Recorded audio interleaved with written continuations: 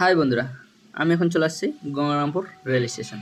আর আমি এখন যাব গঙ্গারামপুর থেকে শিলিগুড়ি। তো তার জন্য আমাকে আগে ট্রেন টিকিট কেটে নিতে হবে।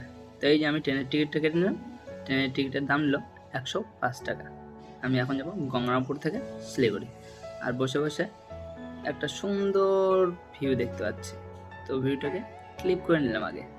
খুব সুন্দর ভিউটা। তারপর বসে থেকে থেকে থেকে কিছুক্ষণ পরে দুটো ছোটো ছোটো বাচ্চা চলে আসলো স্কুল থেকে, পালিয়ে হয়তো আসছে। আসার পর তারা এখানে ফটোশ্যুট করছে। তো সবাই তাদের দিকে তাকিয়ে দেখছে আর আমিও দেখলাম। তার বসে থাকার পর কিছুক্ষণ পর ট্রেন চলে আসলো।